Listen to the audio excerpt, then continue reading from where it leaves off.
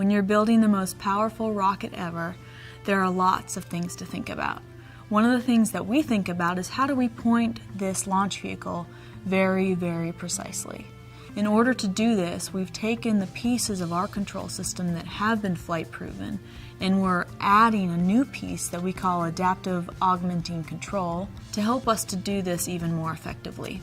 When you consider the basic design envelope that you want to fly through, you really don't see a need for adaptive control. The basic control system can get the job done. But when you talk about failure scenarios or a stack up of unknown unknowns, adaptive control can provide a lot more performance. When NASA develops new technologies for launch vehicles, we need to mature this technology through flight testing. What we've done is we've partnered with other NASA entities in order to test our SLS flight control system on an F-18 aircraft. The really key development capability that the Armstrong Flight Research Center offered to SLS was the ability to take the SLS math models of how it pitches throughout its flight regime, put those SLS math models on the F-18 and have it act like the SLS in flight. We were able to fly many SLS scenarios. Everything from a nominal vehicle in a nominal environment to really challenging scenarios where we would have sloshing propellant or we would have a huge wind shear event.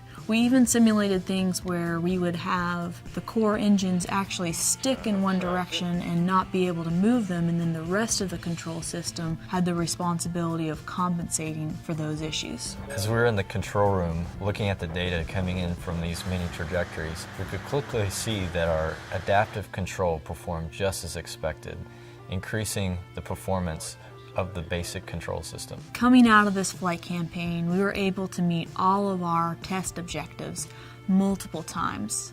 This is on top of the millions of simulated trajectories that we've already flown, all leading up to the first unmanned flight test of SLS, the most powerful rocket ever made.